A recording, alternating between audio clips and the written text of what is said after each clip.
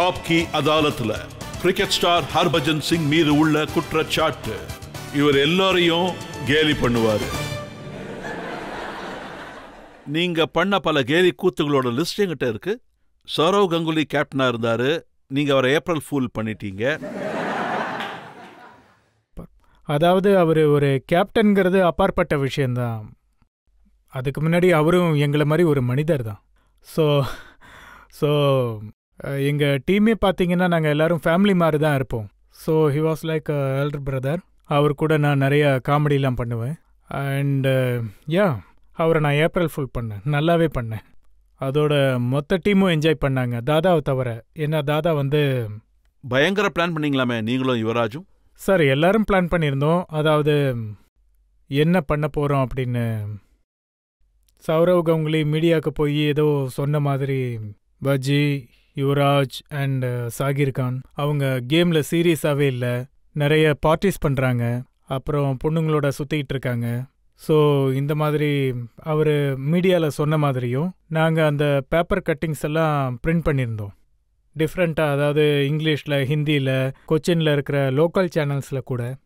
நாங்கள் அடுத்த நாள் கிரவுண்டுக்கு போய் பெரிய பிரச்சனை பண்ணிட்டோம். நாங்கள் விளையாட மாட்டோம், நீங்கள் எங்களை பற்றி நிறையா சொல்லியிருக்கீங்க, பார்ட்டி எல்லாம் பண்ணுறோன்னு சொன்னீங்க. நான் பார்ட்டிக்கே போக மாட்டேன், அதோட இவனுக்கு கொஞ்சம் கூட சீரியஸ்னஸே இல்லைன்னு சொல்லியிருக்கீங்க. இதெல்லாம் சரியா இல்லைன்னு சொல்லிட்டு நாங்கள் அங்கேருந்து பேக் எடுத்துகிட்டு 3 பேர் கிளம்பிட்டோம். எங்களோட சீனியர்ஸ் அங்கே இருந்தாங்க. நாங்கள் என்ன பண்ண போகிறோன்னு அவங்கள்ட்ட முன்னாடியே சொல்லியிருந்தோம். So they also acted. அதாவது கரெக்டு தான், நீ எப்படி அப்படிலாம் சொல்லலாம், தப்பு தான், சொல்லியிருக்கக்கூடாது, இவன் கமிட்டடாக விளையாடுவான்னு சொல்லியிருக்காங்க. அங்கே பாஜி இருந்தார், ராகுல் டிராவிட் இருந்தார், அப்புறம் நிறைய சீனியர்ஸும் இருந்தாங்க. நாங்கள் என்ன பண்ண போகிறோன்னு அவங்களுக்கு தெரியாதனால சப்போர்ட்டாக இருந்தாங்க. தாதா உண்மையிலே டென்ஷன் ஆகி நான் சொன்னது உண்மைன்னா இந்த கேப்டன்ஷிப்பே நான் விட்டுறேன்னாரு. ஸோ தாதாவோட நிலைமை நிஜமாவே மோசமாயிடுச்சு. அதுக்கப்புறம் தான் நாங்கள் எல்லாரும் சொன்னோம், இன்னைக்கு என்ன டேட்டுன்னு யோசிச்சு பாருங்க. டேட்டு என்னன்னு தெரிஞ்சதும் அப்படியே அவர் கோவத்தில் பேட்டை தூக்கி எங்களை அடிக்க வந்துட்டாரு.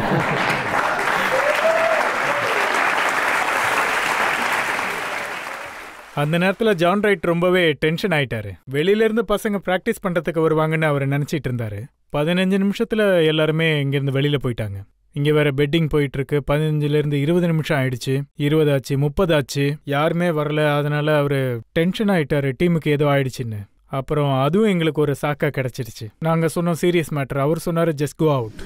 ஸோ அவருக்கு நீங்க எதுவும் பண்ணாம அவரே ஏப்ரல் ஃபுல் ஆயிட்டாரு. நாங்க எதுவுமே பண்ணல. அப்ப இந்த விஷயம் உண்மையா? நீங்க சச்சின் டெண்டுல்கர் மாதிரி ஒரு லெஜெண்ட தூக்கிட்டு போய் ஜாக்குசில போட்டுட்டீங்களாமே? இல்ல, நான் அவரை தூக்கி போடல. அப்போ என் கூட இன்னும் மற்ற ஃப்ரெண்ட்ஸ் எல்லாம் இருந்தாங்க. எனக்கு அவ்வளோ தைரியம்லாம் கிடையாது சச்சின் டெண்டுல்கரை தூக்கி ஜக்கூசில போடுற மாதிரி. அதாவது பாத்தீங்கன்னா தனியா போடுற மாதிரி. கூட யாராவது கொஞ்சம் கைப்பிடிச்சா நல்லா இருக்கும். ஒரு 2-3 பேர் வேணும், கண்டிப்பா ஒரு 3 பேராவது வேணும். நான் ஜஸ்ட் ஹெல்ப் பண்ணேன் அவங்களுக்கு, அவ்வளவுதான். அவரை ஜஸ்ட் தண்ணியில தூக்கி போட. மெயின் பிளான் பண்ணது ஜஹீர் அப்புறம் யுவராஜ் சிங். அப்ப சச்சின் ப்ரொடெஸ்ட் பண்ணலையா? பண்ணாரு, ஆனா ஒருத்தர் எங்க, 3 பேர் எங்க.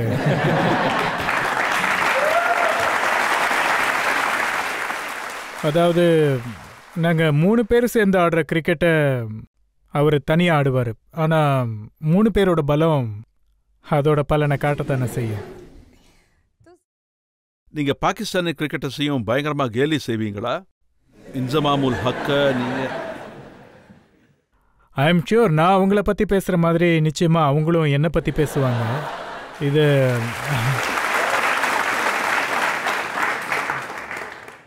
இன்சிபாய் என்ன மாதிரி கிரிக்கெட்டர்னா அவர் மேலே ரொம்ப மரியாதை இருக்குது. At the same time he is very funny character. அவர் எந்த விதத்தில் பேசுவார்னா அவர் பேசுகிற ஸ்டைலே வித்தியாசமாக இருக்கும். அவரோட ப்ரெஸ் கான்ஃபரன்ஸ் எல்லாம் நடக்கும்போது ஸ்பெஷலாக நாங்கள் பார்க்க போவோம் இன்னைக்கு ஹிந்தியில் என்ன பேச போகிறாருன்னு. அண்டு அங்கே ஒரு ப்ரெஸ் கான்ஃபரன்ஸ் நடந்துட்டு இருந்துச்சு. இந்தியா பாகிஸ்தான் மேட்ச் இருந்தது. அந்த மேட்ச்சில் பாகிஸ்தான் தோத்துட்டாங்க, அந்த மேட்ச்லையும் தோத்துட்டாங்க, அடுத்ததுலேயும் தோத்துட்டாங்க.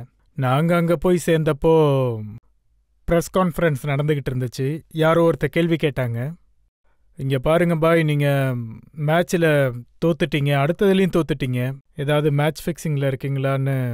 ஸோ இஞ்சி பாய் அப்படியே யோசிச்சு அப்படியே முன்னாடி இப்படி ஒரு பதில் சொன்னார். அதாவது இந்த பக்கம் அந்த பக்கம் அப்படியே பார்த்தாரு.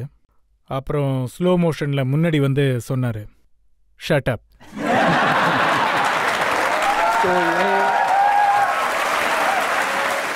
ஒரே ஒரு வார்த்தையில அவர் பதில் சொல்லிட்டாரு. அந்த டைம்ல we felt it was hilarious. நாங்க சிரிச்சுக்கிட்டே அங்கிருந்து அப்படியே ஓடி போயிட்டோம். அதாவது சூப்பரா பதில் சொல்லிட்டாரு. அவருக்கு இங்கிலீஷ்ல பதில் சொல்ல எப்பவுமே ரொம்ப கஷ்டமா தானே இருக்கும். எனக்கும் அதே தான் பிரச்சனை. ஆமா, இப்பவும் அதே மாதிரி தான் இருக்கு. என்ன மாதிரி நிறைய கிரிக்கெட்டர்ஸ் இருக்காங்க, இங்கிலீஷ் பேசுறதுல கொஞ்சம் பிரச்சனை அவங்களுக்கு. அவங்கள நானும் ஒரு ஆளு. என்சிபாயும் இருக்காரு. அப்புறம் பாகிஸ்தானை பத்தி சொல்லவே தேவையில்லை. அவங்க ஒரு தடவை என்ன ஆச்சுன்னா, அப்துல் ரஸாக்கு மேன் ஆஃப் த சீரீஸ் கிடைச்சது. அவர்கிட்ட ஒரு கேள்வி கேட்டாங்க.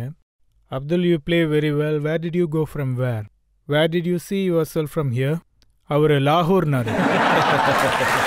அதுக்கு அவங்க இல்ல, where do you see yourself? அதுக்கு அவர் கேட்டாரு, பவுலிங் இன் பேட்டிங். அதுக்கு அவர் நோ, யூனோ வாட் நெக்ஸ்ட்? அவர் சொல்றாரு லாகூர்னு. சரி, ஓகே, கிளம்புங்கன்ட்டாங்க, போய் என்ஜாய் பண்ணுங்கன்ட்டாங்க. ஸோ இந்த மாதிரி நிறையவே நடக்கும் சார்.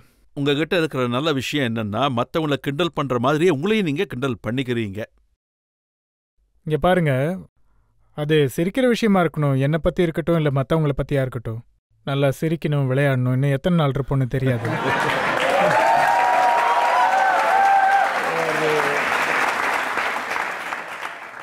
Y not sir? அதாவது காமெடி பண்ணலன்னா, சிரிக்க வைக்கலன்னா, சிரிக்காம இருந்தா, ஒரு நாள் முழுக்க சீரியஸா இருக்கு. யாரும் என்கிட்ட சொன்னாங்க, நீங்க சச்சின் டெண்டுல்கர் முன்னாடி சொன்னீங்களா ஒரு ஃபேனு கிட்ட, I'm a dog of Indian cricket. இல்ல, அது அவன் லெஃப்ட்ல உள்ள போந்துட்டான். சச்சினை பார்த்ததும் அவன் எக்ஸைட் ஆயிட்டான்.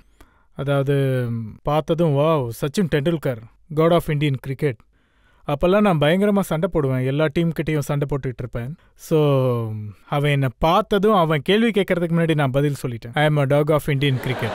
ஸோ நான் அந்த அர்த்தத்தில் சொல்லலை, சண்டை போடுற அர்த்தத்தில். ஏன்னா நான் I use to work so heart.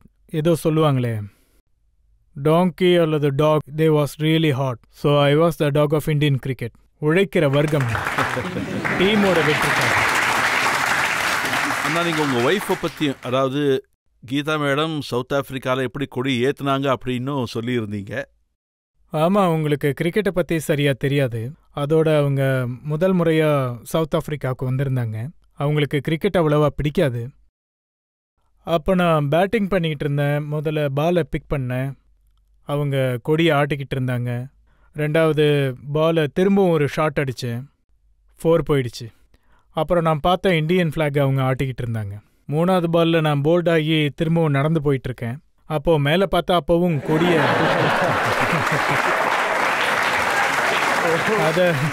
அதை பார்த்தாலே தெரியும் கேமில் அவங்களுக்கு என்ன நாலேஜ் இருக்குன்னு. மற்றவங்களாம் அப்படியே அமைதியாக உட்காந்துருக்காங்க, இவங்க மட்டும் இந்தியன் ஃப்ளாகை நல்லா ஆட்டிக்கிட்டு இருக்காங்க. கிரிக்கெட்டை பற்றி அவங்களுக்கு எதுவுமே தெரியலன்னு சொன்னால் ஹர்பஜன் சிங்கை மட்டும் அவங்களுக்கு எப்படி பிடிச்சது? சார், அது ஒரு கலை.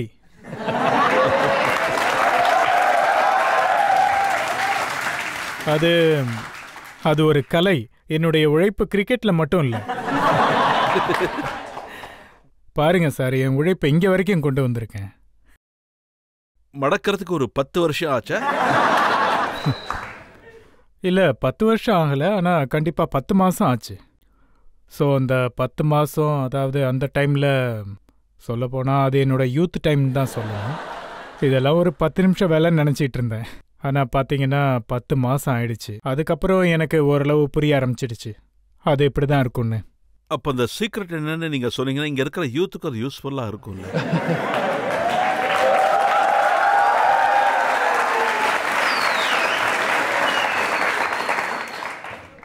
அட பாருங்கப்பா, சீக்ரெட்லாம் ஒன்று தான்.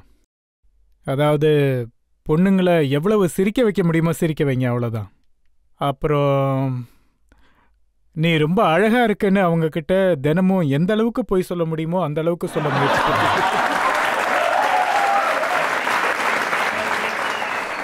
பொண்ணுங்களுக்கு அது ரொம்ப பிடிக்கும். ஆனால் இது என் ஒய்ஃபுக்காக. ஆக்சுவலாக நீ நிஜமாவே பியூட்டிஃபுல். திஸ் இஸ் ஜஸ்ட் அவங்களுக்கு லெக்சர் கொடுத்துட்டு இருக்கேன். நான் எப்படின்னு உனக்கு தெரியும். You are very beautiful. நான் நிஜமாவே ரொம்ப புண்ணியம் பண்ணியிருக்கணும் என் வாழ்க்கையில் நீ வந்ததுக்கு. இங்க நிறைய பேர் உங்ககிட்ட கேள்வி கேட்கணும்னு ஆசைப்படுறாங்க, நீங்க கேளுங்க. என்னோட கேள்வி என்னன்னா, அதாவது சார், நீங்க இந்தியன் கிரிக்கெட் டீம்ல நீங்க எல்லாரும் ஃப்ரெண்ட்ஸ் ரைட்? உங்களுக்கு பிடிச்ச மாதிரி சீன் ஏதாவது நடந்து அதை லைஃப் லாங் ஞாபகம் வச்சுக்கிற மாதிரி, லைஃப்ல இதை பத்தி யோசிச்சா எங்களுக்கு எப்பவுமே சிரிப்பு வரும், அந்த மாதிரி சீன் ஏதாவது எங்க கூட ஷேர் பண்ணிக்க விரும்புறீங்களா? இங்க பாருங்க, நான் முதல்லயே சொல்லிடுறேன், இந்த கிரிக்கெட் வந்து ஒரு படம் இல்ல, அங்க சீன்லாம் இருக்காது.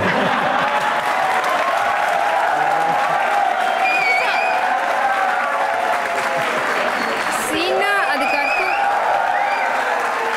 சீன்னா ஏதாவது இன்சிடென்ட் நடந்து. இவரை பாருங்க, உங்களுக்கு பாம்பு காட்டுறாரு பாருங்க. நீங்களும் அவருக்கு அதே மாதிரி செஞ்சு காட்டுங்க. சீன் அப்படின்னா ஒரு இன்சிடென்ட், நீங்க மறக்க முடியாத ஏதாவது எங்க கூட ஷேர் பண்ணிக்க விரும்புறீங்களா?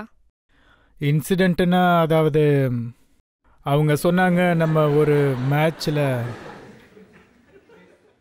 நான் ஏதாவது தப்பா சொல்லிட்டேன்னா, அதாவது நாங்கள் அது பார்த்தீங்கன்னா சச்சின் சார் இருக்கார்ல, அவரை ஜக்குசியில் தூக்கி போட்டது இந்த மாதிரியான இன்சிடென்ட்னா அதை பற்றி என்னால் அதிகமாக சொல்ல முடியாது. உங்களுக்கே புரிஞ்சிருக்கும் அதை எந்த அளவுக்கு என்ஜாய் பண்ணுறாங்கன்னு. சார் மாதிரி அவ்வளோ பெரிய கிரிக்கெட்டர் அவர், ரொம்ப ரெஸ்பெக்டடானவர். எங்களுக்கும் சரி உங்களுக்கும் சரி, அவரை கூட நாங்கள் விட்டு வைக்கல. நாங்கள் எந்த அளவுக்கு காமெடி பண்ணுவோன்னு நினச்சி பார்த்துக்கோங்க. அப்படி பார்த்தா அந்த ராத்திரி என் வாழ்க்கை முழுக்க மறக்கவே முடியாத ஒன்று. Thank you sir. இந்த விஷயம் உண்மைதானா? சச்சினும் ரொம்பவே குறும்புக்காரர் தானே? அவரோட சென்ஸ் ஆஃப் ஹியூமர்லாம் பயங்கரமாக இருக்கும். நான் அவர் கூட டைம் ஸ்பெண்ட் பண்ண வரைக்கும் பார்த்தீங்கன்னா அவரோட ஒன்லைனர்லாம் செம்மையாக இருக்கும். அதாவது பொதுமக்களுக்கு அதெல்லாம் தெரியறதுக்கு வாய்ப்பு இல்லை. Maybe you should wait and come over. And அவர்கிட்ட நிறைய ஸ்டோரிஸ் நீங்கள் கேட்கலாம். அவர்கிட்ட இருந்து நிறைய விஷயங்கள் நீங்கள் கற்றுக்கலாம். அது மட்டும் இல்லாமல் அவரோட ஹியூமர் சென்ஸ் சூப்பராக இருக்கும். அப்போ மகேந்திர சிங் தோனி நான் எக்ஸ்பிரசிவ் தானா? ஃபீல்டில் இருக்கிற மாதிரி தான் இருப்பார் இப்போ? இல்லை, தோனி அவர் தோல்வி எதுவுமே முகத்தில் தெரியாது. இல்லை, எல்லாம் தெரியும், முகத்தில் தெரியாது, பட் உள்ளுக்குள்ளே நிறையா இருக்கும். ஏன்னா தோனி எனக்கு தெரிஞ்ச வரைக்கும் ரொம்ப சென்டிமெண்ட்டான ஒருத்தர். அவருக்கு கோவம் கூட வரும், ஆனால் அவர் முகத்தை பார்த்தா நம்ம கண்டுபிடிக்க முடியாது என்ன நடக்குது என்ன நடக்கலன்னு. ஆனால் otherwise he is quite good, jolly, good talk to அவர். இந்த மாதிரி டிப்பிக்கல்ட்டான அவருக்குன்னு ஒரு ஸ்டைல் இருக்கு. அவர் பேசுகிற விதம் அது கொஞ்சம் பீகார் லாங்குவேஜாக இருக்கும். அந்த மாதிரி அவர் பேசுவார்.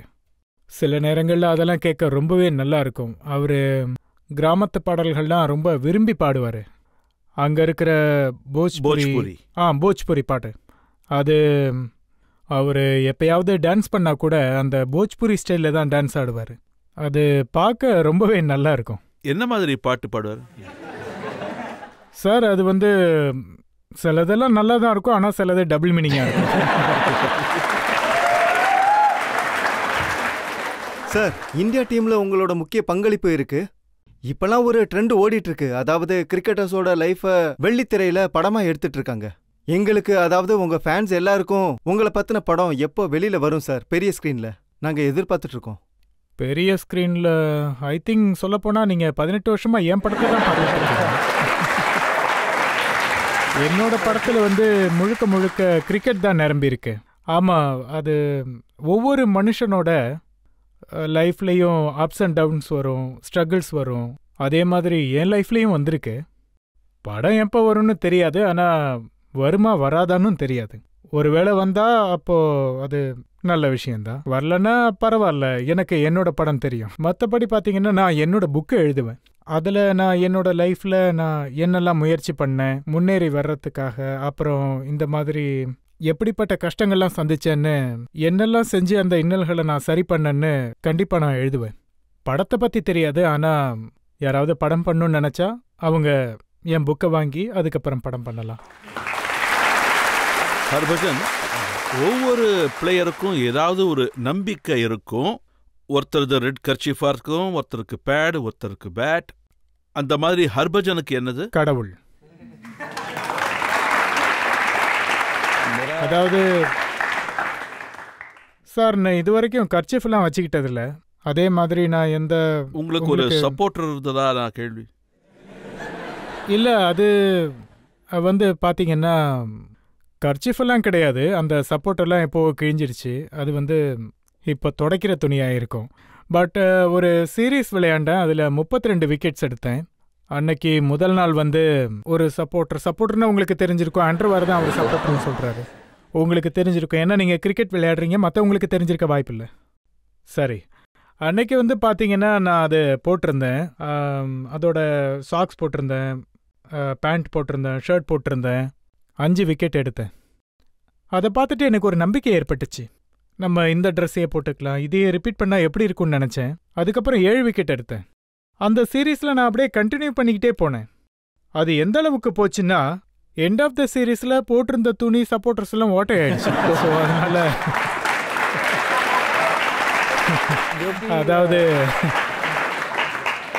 பார்த்தா தெரியாது, ஆனால் உள்ள நல்லா காத்தடிக்கும்.